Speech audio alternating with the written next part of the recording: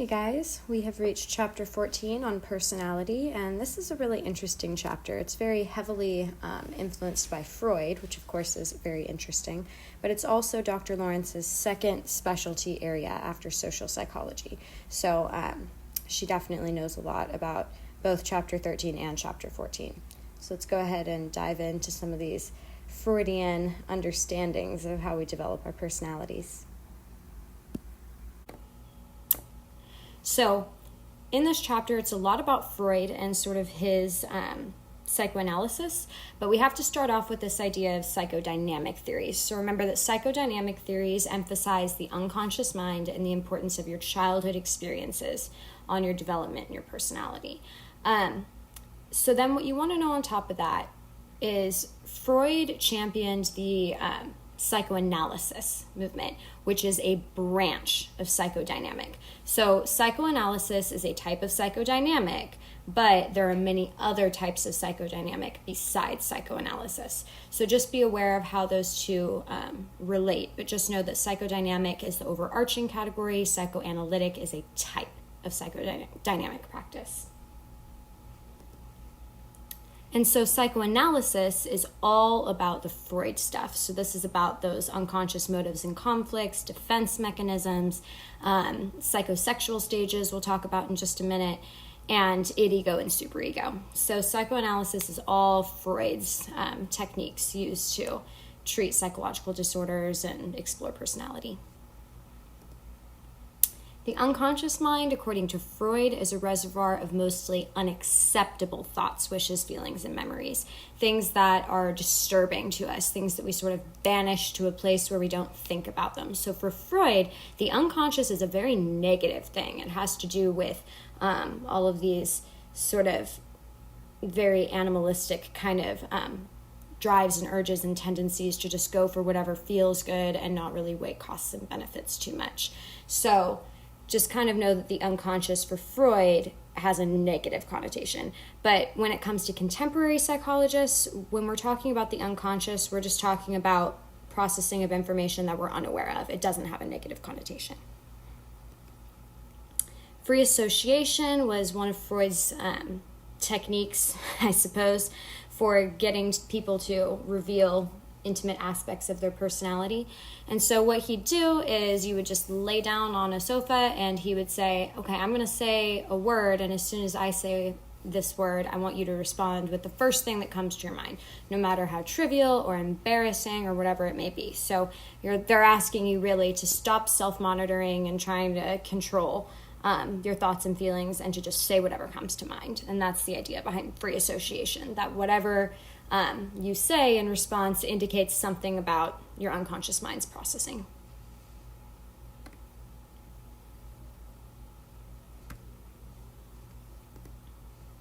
Okay, and then id, ego, and superego are a really important Freudian concept. So Freud says our personality is divided into these three components. And the first component is id, which stands for internal desire. So the id has to do with satisfying your basic sexual and aggressive drives. It operates on the pleasure principle and it wants immediate gratification. So this is just that part of you that wants and desires different things. So write that down. The id is for wants and desires. The id functions for wants and desires. No self-control, just wants and desires. And then the ego is going to be the executive part of personality that mediates the three. And so this operates on the reality principle, so it wants to satisfy your desires, but in a realistic way that's going to bring you long-term pleasure instead of pain. So let's use an example. You go into a store and you see this shirt that you love, but it's too expensive to buy, right? So your id wants it. Your id wants that shirt. But your ego is going to step in and say, well, look, if I actually steal this shirt and I get caught, that's going to be a big consequence, right? I'm going to be arrested or fined, or it's going to go on my record, something like that. So your ego is what steps in and sort of pulls back on the id and says, hang on, wait a minute, because this doesn't really make a lot of logical sense. We need to weigh our pros and cons, costs and benefits, and see what is the most realistic way to bring about that pleasure that the id wants, instead of just following every whim and desire and ending up in a worse place. So next to ego, I want you to write down logical reasoning. The ego is for logical reasoning, weighing pros and cons, things like that. Logical reasoning. And then your superego, next to that, write down moral reasoning. Your superego is your morality. And so this internalizes your ideals and provides sort of a conscience for things. So still using that same example of, wanting a shirt that's too expensive to buy. Your id says, take it, I want it. It doesn't matter, I need to have it. And then your ego comes in and says, well, I don't know if we should do that, because if you get caught, we could really have some bad consequences. But your superego is the one that comes in and says, well, hang on, that doesn't even matter, because stealing is wrong. So you shouldn't do it because stealing is wrong, right? So your superego is your morality part. So understand how these three operate separately. The id says, this is what I want, therefore I want to just take it. And then your ego says, well, wait a minute, pros and cons, what's going to bring about pleasure or pain? And then superego comes in and says, well, forget about all that. What's right and wrong? What's the right thing to do? What's the wrong thing to do? And follow your conscience. And so it's all kind of about the way that we balance these. That has to do with differing personality structures between people.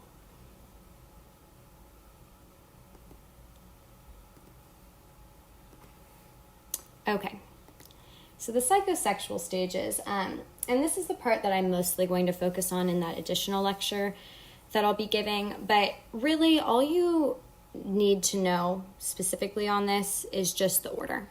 The order and sort of kind of what they're related to, although, oral goes with the mouth. Wow, what a surprise, right? Anal has to do with bowel and bladder elimination. So it's pretty easy to tell what these things go with, although those last three can be a little bit more difficult. But just be aware of what these stages are and what their focus is. You don't have to know too much detail or anything like that. But the idea is that if you suffer some kind of struggle or trauma or something that's anxiety arousing during one of these stages, you can become fixated in that stage. So let's talk about kind of fixation and all of these different ideas. So an Oedipus complex, this is so funny.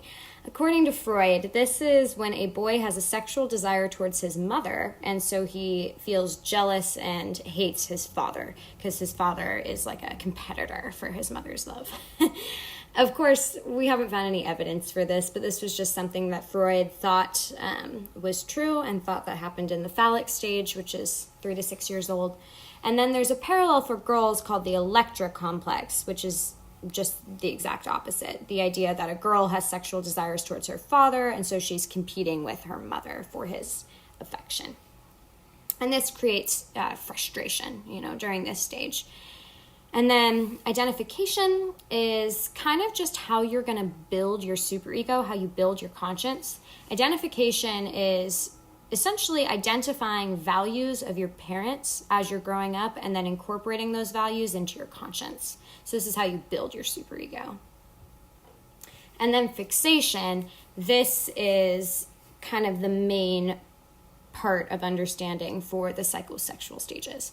So like I said, if you experience some kind of trauma or difficulty or frustration during one of these stages, you can become fixated on it. And fixated just means that in order to sort of relieve that anxiety that you have about something uncomfortable, you retreat to an anxiety coping mechanism of an earlier stage.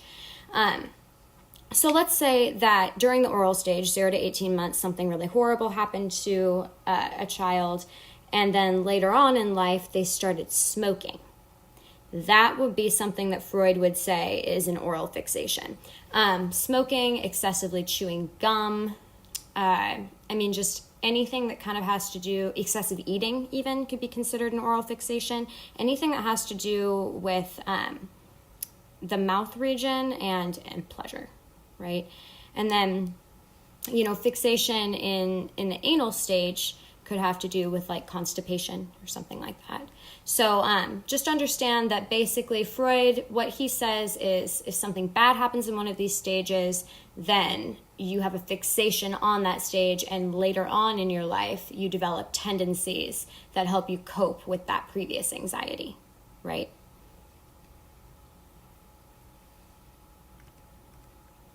Okay. And then you're going to want to know these defense mechanisms pretty inside and out, basically. But a defense mechanism is just a way that we defend ourselves against anxiety, right? It's the way that we reduce anxiety, the way we make ourselves feel better. And Freud says that the one that underlies all of these is repression. Repression underlies all defense mechanisms. And repression, again, is that idea that if something bothers us, we want to banish it to our unconscious mind and never think about it again. We don't want to address it. We want to repress or hide, cover, push away those anxiety-producing feelings. So repression is the one that underlies all of them. So then you've got regression. So this is when you're faced with something anxiety-producing, and to deal with that anxiety, you go back to an earlier psychosexual stage. So an example would be a little boy is on his way to his first day of school, and he's nervous, so he starts sucking his thumb. Thumb sucking would be something that should have ceased by about 1.5 years of age of the child. And so when a 4 or 5 year old is going to school for the first time and they start sucking their thumb, they've regressed or retreated back to an earlier practice to reduce anxiety.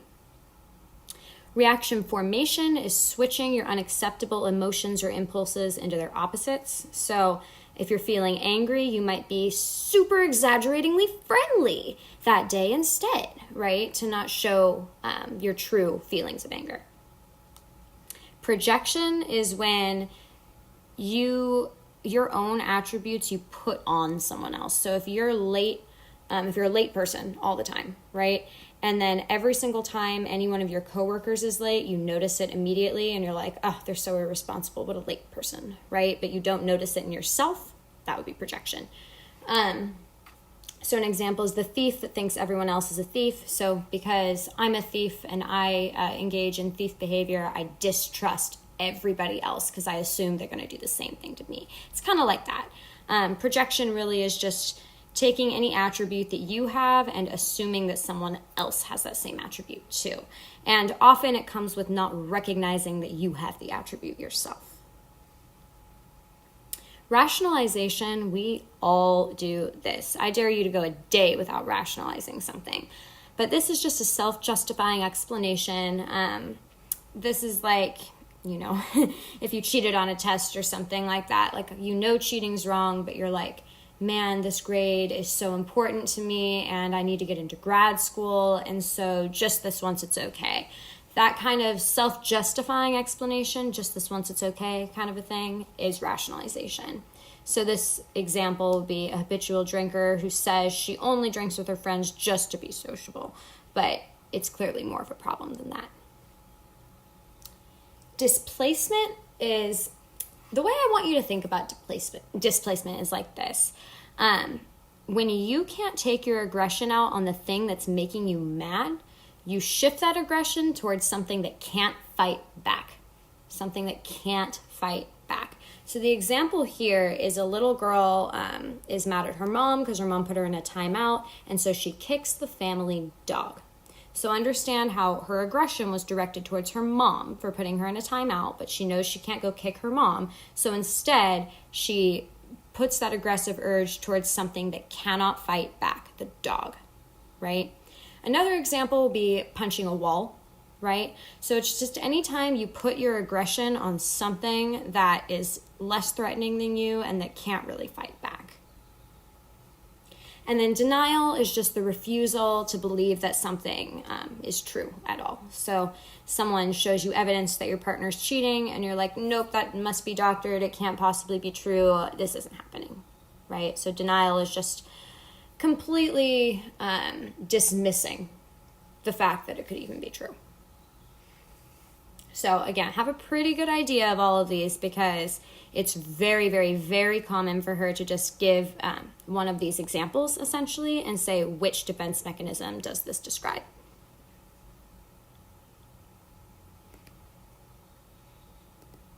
Okay, so now I want to talk about what of Freud's ideas were accepted and which ones ultimately were sort of rejected by research. And this also kind of tells you the difference between psychodynamic theory and psychoanalytic theory, but we'll come back to that a little bit later. So Freud's supporters and pioneering psychoanalysts are called Neo-Freudians.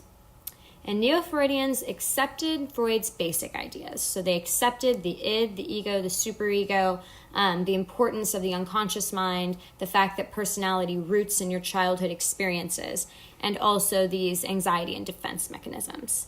And they adopted his interviewing techniques. So the basic ideas and the interviewing techniques were kept.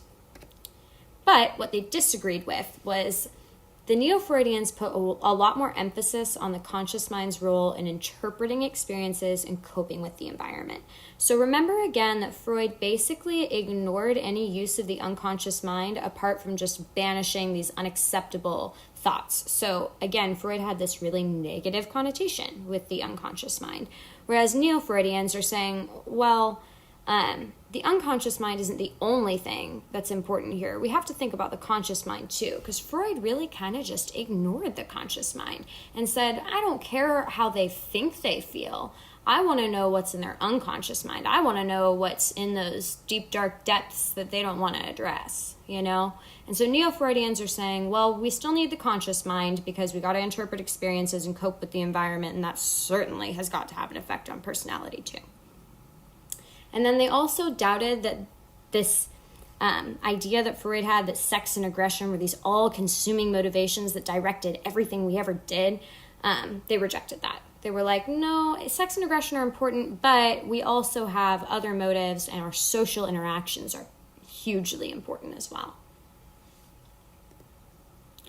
And then the inferiority complex is another Neo-Freudian theory that our behavior is driven by our efforts to kind of push down childhood inferiority feelings that trigger our strivings for superiority and power. So if in our childhood we felt powerless and inferior, then that sort of leads us to strive for superiority and power later in life. And then the collective unconscious. This is sort of a weird concept for a lot of people to understand, so I'm going to try to kind of make it as simple as I can. But this is Carl Jung's idea that all humans have some kind of reservoir of memory traces from throughout our species' history. That sounds a little ridiculous because you're like, obviously, like, you aren't born holding other people's memories. And that's true.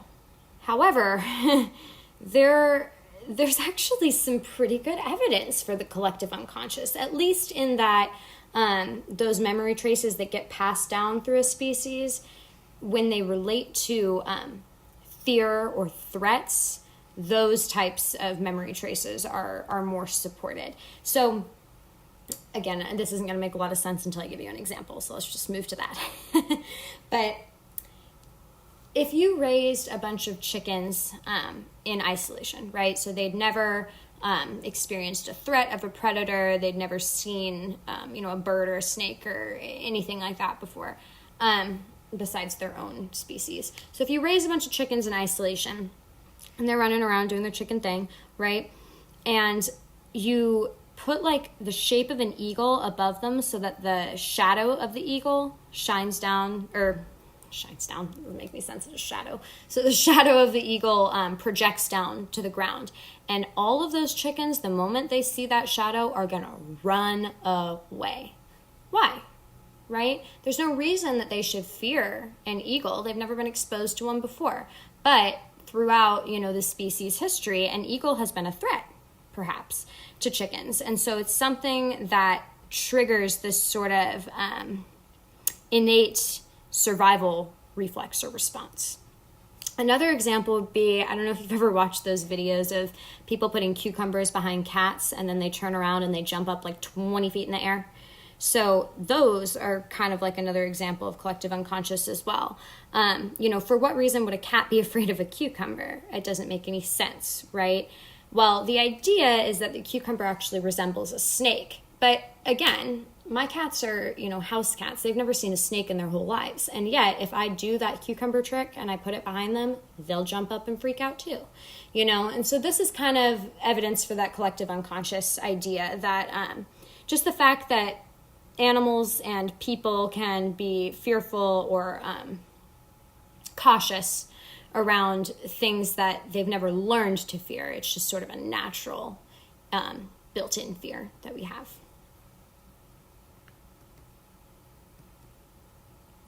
Okay, and then we've got projective tests. And so this is the main test used in psychoanalysis, psychodynamic theory, really, on the whole. But so there's the thematic apperception test and the Rorschach inkblot test. I think the best way to go about explaining these is really just to show you pictures. So this would be the thematic apperception test, and the idea here is that these images are supposed to be ambiguous. It's not clear what's happening. And you would give these photos to a person and you'd ask them to tell you a story about that scene. And the idea is that whatever story they concoct or whatever emotions they see in those people's faces tells you something about their unconscious mind, right? So if you frequently see anger in faces where other people are often seeing, sadness or something like that, that could suggest that you had like an abusive childhood or something like that to make you more attuned to anger in faces, right? So that's the thematic apperception test, is just like an ambiguous image and you explain what's happening if it were a story. And then the Rorschach inkblot test, you've probably seen things like this before. It's just a random blot of ink and you're supposed to describe what you see. So like for this top one, for example, someone could say, oh, I see a butterfly that's, flapping its wings downwards, about to move up. Or someone could say, I see a bat, right? So kind of that difference in whether you're seeing generally positive versus generally negative things can reveal something about your unconscious. Or if every single one of these ink blots looked like a train to you, for example, maybe there's something going on with someone in your family killed by a train, or, that's kind of the process that psychoanalysts are going through when they're giving these tests out to people.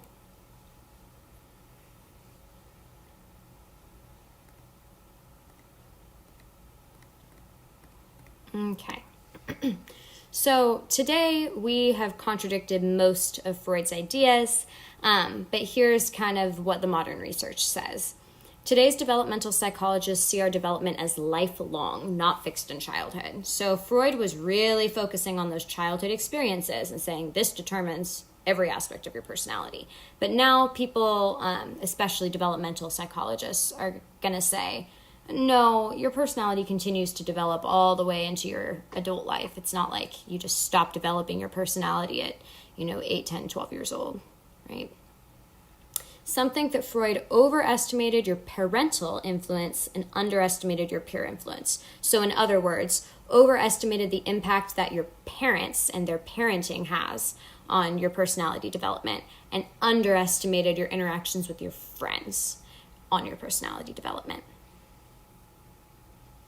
Researchers find very little support for defense mechanisms, disguising sexual and aggressive impulses. And the most serious problem with Freud's theory is that it offers an after-the-fact explanation, but it fails to predict behaviors and traits.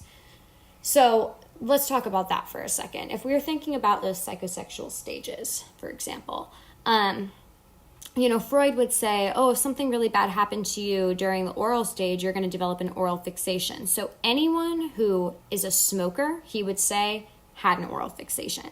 So that's an after-the-fact explanation. You smoke? Oh, well, then something bad must have happened to you between the ages of 0 and 18 months because you have an oral fixation, right? but it fails to predict behaviors and traits. So when we look at children who have had some kind of trauma or issue within the oral stage, for sure, not all of them end up becoming smokers or becoming orally fixated in other ways, chewing gum excessively or, what have you. So that's really the most serious problem, is that Freud kind of looks at it after the fact and says, oh, well, this means that something must have happened earlier in your childhood, but of course you don't remember it because you were too young, so, you can't disprove that that's the case, right? But it does not predict behaviors and traits.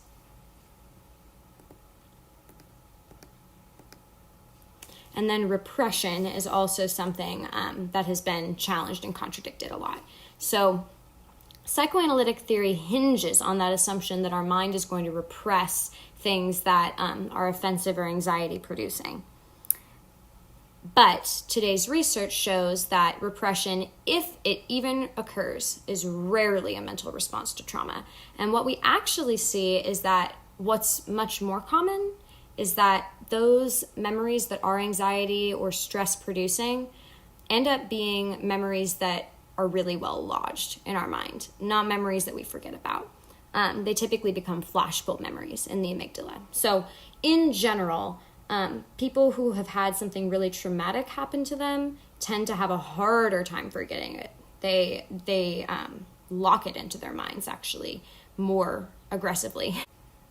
And repression is actually pretty uncommon, we've seen.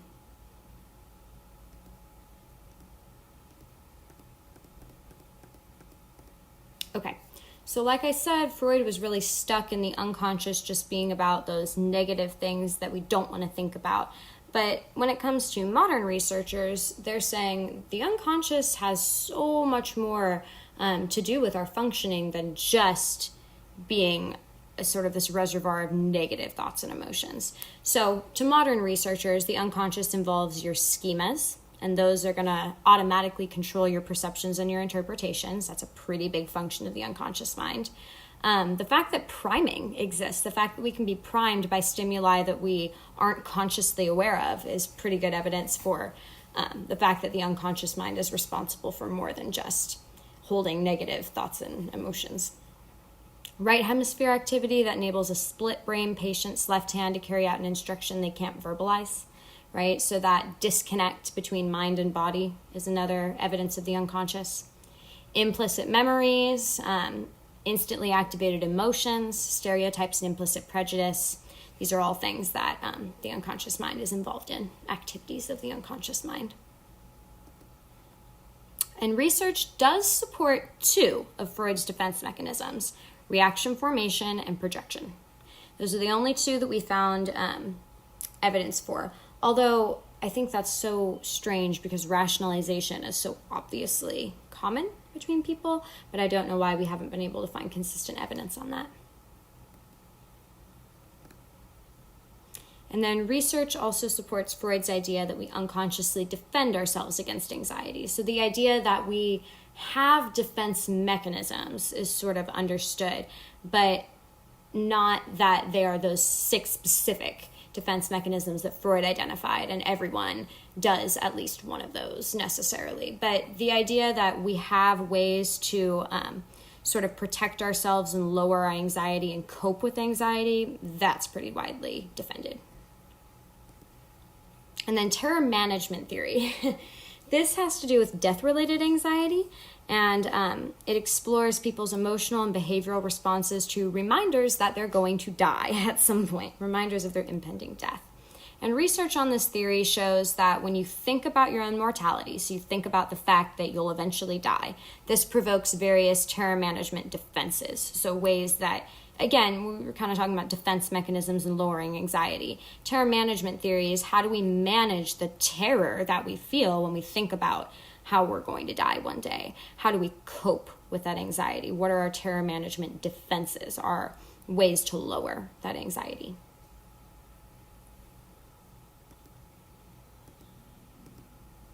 Okay, moving on to sort of some more fun theories.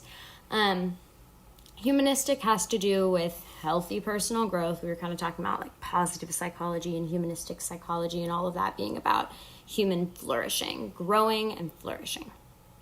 And so starting here with Maslow. Now, if we would have read all of chapter 11, you would have already been introduced to Maslow and his hierarchy of needs, but we skipped over those motivational theories in chapter 11, so I'm going to have to show it to you separately. But this is the hierarchy of needs that Maslow identified. And the idea is this: we start here at the bottom. We've got to meet these most basic needs first, and then as soon as those needs are met, we can move up to the next ones and the next ones and the next ones and the next ones. So down here at the bottom are your physiological needs. First, your most basic survival needs have got to be met. So you need air, food, water, sleep, and shelter, right? And then after that, you have needs for safety and security. So feeling free of fear, secure and comfortable in your body, your birthplace, your resources, things like that. So just not being fearful of impending danger or an inability to survive with the things that you need. And then we've got social needs, love and belongingness, self-esteem, and then self-actualization is kind of just about reaching your full potential and being the best that you can be. And then self-transcendence has to do with your connection with the divine, kind of, or your connection with the universe, the things that extend beyond yourself. So self-actualization is, how do I become the best version of me that I can be? And then self-transcendence is, okay, now looking outside of me, how do I connect with all of sort of the wonders of the universe, right? And most people, kind of don't even reach self-transcendence a lot of the time. We sort of struggle a lot with these love and belongingness, self-esteem, and fulfillment issues. And a lot of people kind of get stuck right around there.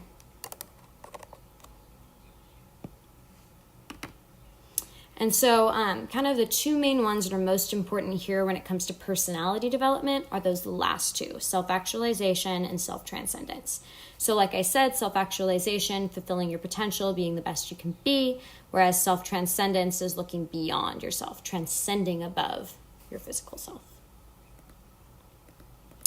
Carl Rogers had this person-centered perspective. It's just the idea that people are basically good and they have self-actualizing tendencies. People are striving to be the best that they can be. I don't know if that's true, because I think that some people may just very well be evil, and that's how we get like horrible violent crime. But nonetheless, this was Rogers' idea, is that people are basically good and they want to be the best they can be. And so we got to help them promote that growth, right? And so there are three components of Rogers' growth promoting social climate. And again, anytime we have a group of three, you should pay attention, right? Because she could say which of the following was not part of Rogers' growth promoting idea. And so the first is acceptance. We're going to accept the person that's coming in. And along with that comes this idea of unconditional positive regard. And that's just a caring and accepting, non-judgmental attitude. And so this is really just how you foster that bond between the client and the therapist and show them that you're accepting them. And then to be genuine, so being open with your own feelings, transparent and self-disclosing, and being empathetic towards the client as well. So these were Rogers' three kind of keystones in training therapists. You have to show acceptance, you have to be genuine, you have to be empathetic. Okay. So self-concept has to do with, your concept of yourself, all your thoughts and feelings about yourself.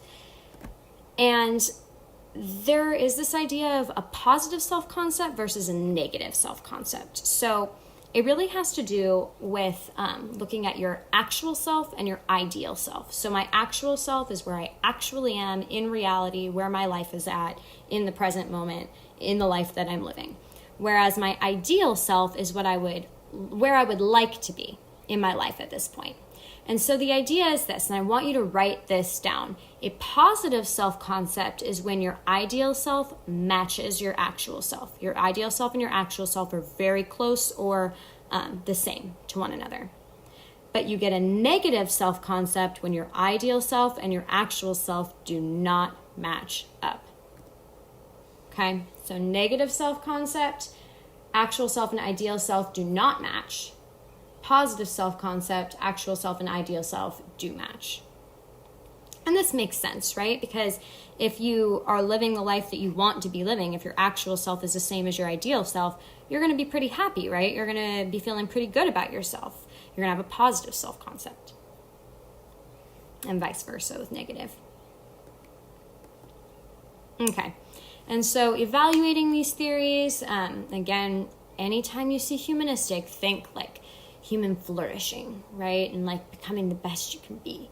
Just insane positivity, right? So some criticisms and kind of their influence on psychology. So Maslow and Rogers did heavily influence counseling, education, child raising, management, and the branch positive psychology. But critics objected to Rogers' emphasis on individualism because they believed it could lead to self-indulgence, selfishness, and a lack of moral restraint, which is sort of the opposite of what we want if we're looking for sort of being the best that you can be and this whole self-actualization type idea. If we're instead tipping over into self-indulgence, selfishness, and a lack of moral restraint, this is an issue, right? And then another accusation is that humanistic psychology is naive in that it fails to appreciate the reality of the human capacity for evil because it's sort of too optimistic and says people are basically good and, they want to self-actualize. And we haven't necessarily seen evidence for that throughout history, right? So humanistic psychology is necessarily hopeful and optimistic, but it fails to be realistic about people.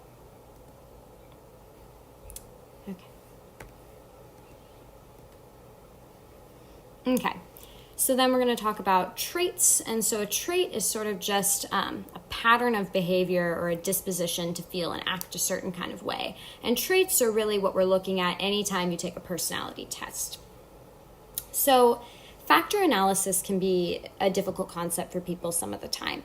But factor analysis is going to identify clusters of items that fall together. So let's work backwards for a moment, and then we'll work forwards. So if I'm looking for extroversion in a person, what might show extroversion? Think about that for a second. Well, maybe a person's talkative. Maybe a person likes to go to parties often, right? Maybe a person prefers to work in a busy environment instead of quietly in a room or an office, right? So all these sorts of things, these are all, individual items that cluster together into the factor of extroversion. And so when you're giving a personality test, that's the idea here is, if we're asking all these different questions, do people answer some of these questions in the same way if they are a certain type of way? And so let's say that a person said that they're organized and they're a perfectionist and they're always on time to everything, right? So these are all individual items, but the cluster or the factor is conscientiousness. And we're going to talk about sort of the big 5 traits. But at the end of the day, those big 5 traits are factors. They've been factor analyzed. We've picked apart all these little individual components of a test, and we figured out which things go together, right? So maybe being organized often pairs with being on time, right? Everyone who indicates that they're organized is also on time. And everyone who indicates that they're disorganized is also someone who indicates that they're not on time. So when this happens frequently over and over with people, that people have the same answer on different types of questions, those questions can often become a factor. They're communicating the same underlying item, conscientiousness or extroversion or what have you.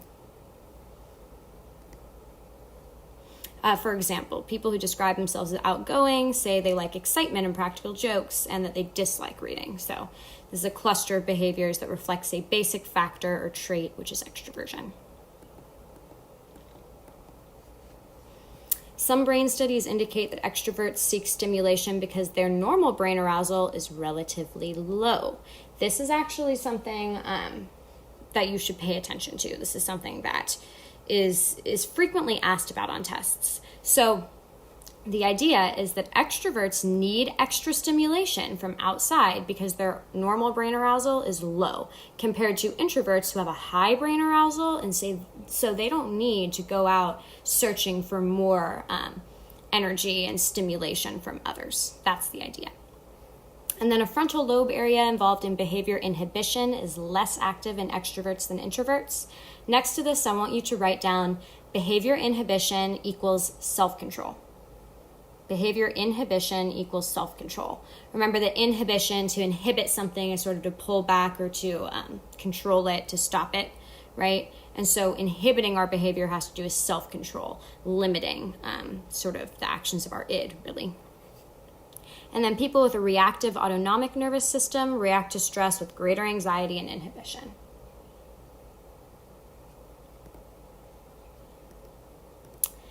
A personality inventory is a questionnaire that has items that indicate personality traits. And then just know that the MMPI, the Minnesota Multiphasic Personality Inventory, is the most commonly given personality inventory, most commonly used. And then an empirically derived test is a test that is developed by testing some pool of items and selecting those that discriminate between groups. So we ask every question we can possibly ask, and then if we see that a few of those questions, the answers are just totally random, they don't seem to correlate with anything else in the test, we just delete that question altogether, and that's how we empirically derive a test. We only keep the questions that actually indicate something relevant, and we get rid of the rest. Okay, you just need to know what the big 5 factors are. You can use the acronym CANOE or OCEAN to remember them. C has to do with conscientiousness, and so that really is just about being organized, methodic, thorough, perfectionist, sort of things like that. Agreeableness has to do with being kind, affectionate, and sympathetic. How agreeable, how warm and kind and supportive of others are you?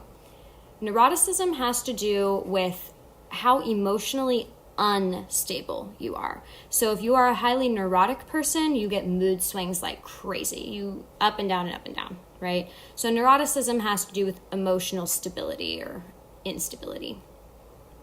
And then openness is basically like openness to experience. How willing are you to try new things? How many different interests do you have? And then extroversion, of course, being energetic, talkative, assertive, wanting or craving interaction with other human beings. Oh, also I should mention, the one that people miss the most is conscientiousness. So make sure that you know that it's conscientiousness and not any other word that starts with a C, because sometimes she'll just ask you to identify which of them is a big 5 trait. And so you might get 4 options that all start with a C, right? And you have to pick out conscientiousness. How stable are these traits? Conscientiousness and agreeableness increase with age. Neuroticism decreases with age. They're about 40% heritable per trait. The size and thickness of brain tissue correlates with the big 5. That's kind of cool. Especially conscientiousness is a frontal lobe factor. More conscientious people, no way. More conscientious people tend to have a larger frontal lobe area. It's always fun when I say things before I even see them.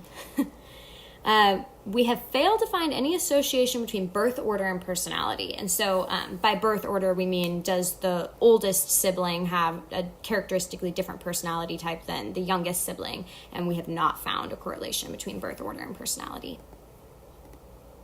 They reasonably apply to basically all cultures, or many of them. Features of personality traits are common to all human groups.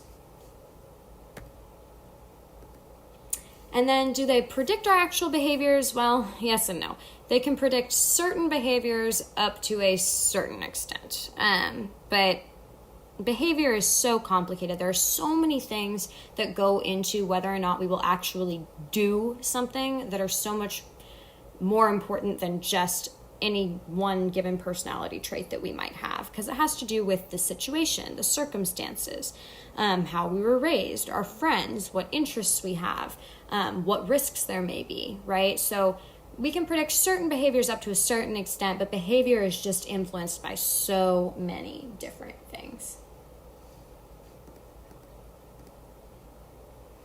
Okay, so evaluating the big five trait theory, essentially, we've got the person-situation controversy. So traits are both stable and strong, but behaviors, like I said, vary from situation to situation. So traits are dispositional, behaviors are situational. Personality test scores are weak predictors of behaviors. So like I said, there's so much more that goes into behavior than just a test score. Our personality traits are expressed in our music preferences, written communications, and online and personal spaces. People differ in how expressive they are characteristically. So, some people are very animated and very expressive, right? And other people are much more inhibited. And so when we asked people to act as expressive or as inhibited as possible when they were stating their opinions, people who are typically inexpressive but were trying to be expressive were not as expressive as the naturally expressive people. And then the other way around, if you were expressive and trying to be inhibited, you still couldn't manage to be as inhibited as an inhibited person who is acting naturally. So the main point here is that it's hard to be someone you're not, and it's hard to not be who you are as well. Okay, the social cognitive perspective. So right here immediately, the first thing that I want you to write down is that the social cognitive approach emphasizes that the best predictor of future behavior is past behavior. Social cognitive approach emphasizes that the best predictor of future behavior is past behavior. Okay. So keeping that in mind, let's talk about some of these concepts. So social cognitive is all about taking the social environment and linking it to people's thinking, right? People's mental processes. Reciprocal determinism just describes that behavior, internal cognition, and environment interact with each other.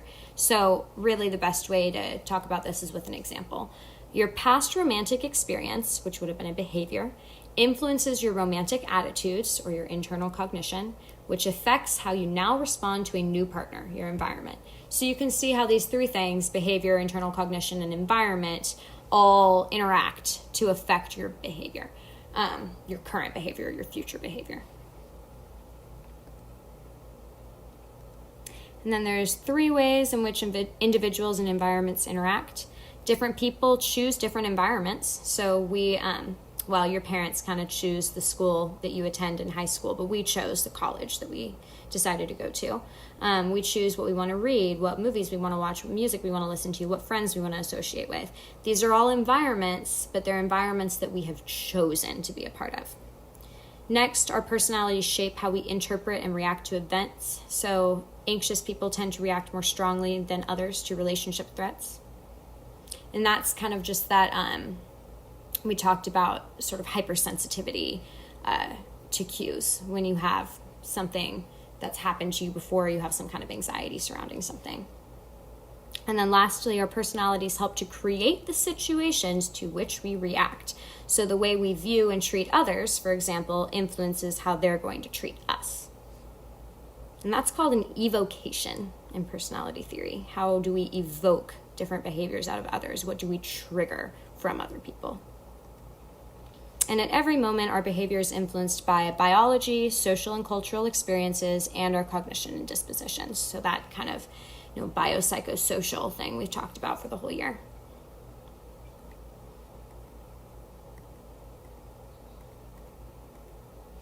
Okay. So assessing behavior in situations, instead of paper and pencil tests, Army psychologists are subjecting candidates to simulated undercover conditions, and that is going to help predict later success on actual missions, or it has been shown to predict that success.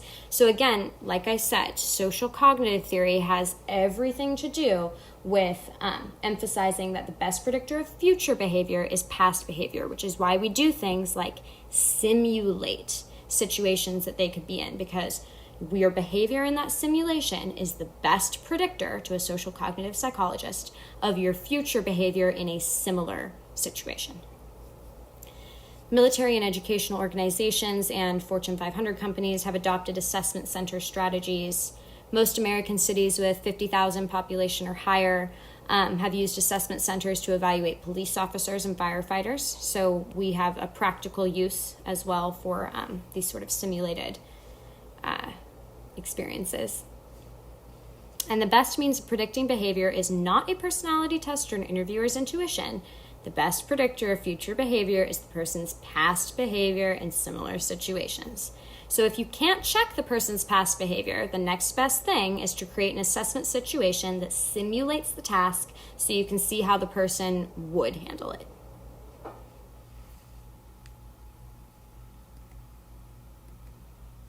And then evaluating these theories, critics basically just say that social cognitive theories focus so much on the situation that they actually fail to appreciate the person's inner traits. And different people can react to the same situation very differently. So essentially, trait theory is too dispositional and not situational enough, but social cognitive theory is too situational and not dispositional enough. That's really the argument. Almost there. I know this is a long one. Okay, the self is just kind of that little person that runs around in your brain and like organizes all the information, right? It's sort of that little inner being, essentially, that is assumed to be the center of your personality.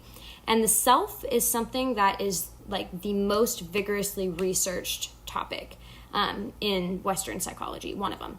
Every year we have hundreds of studies on self-esteem, self-disclosure, self-awareness, self-schemas, self-monitoring, etc., right?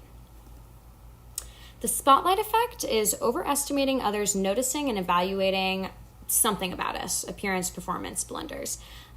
So when you walk in late to a class, you probably feel like everyone's looking at you, right? You're like, oh my gosh, everyone's going to be like this lazy person who doesn't care to show up to class on time or something like that, right? But realistically, they're too focused on what they're doing to even notice you most of the time. How often do you notice other people walking into your class late, and how much attention does it really draw of yours, right? And so because we don't really notice those things in other people, they don't notice them in us either, but we have this spotlight effect where we are hypersensitive to paying attention to things that other people could interpret about us.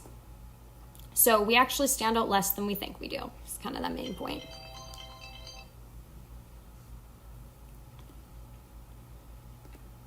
Self-esteem has to do with your feelings of worth. Self-efficacy has to do with your feelings of competence and effectiveness. These are very different. So self-esteem kind of has to do with your worth in your life, whereas self-efficacy has to do with competence in work or really just within your life too. So again, worth versus competence or effectiveness. People who feel good about themselves sleep better, are more positive.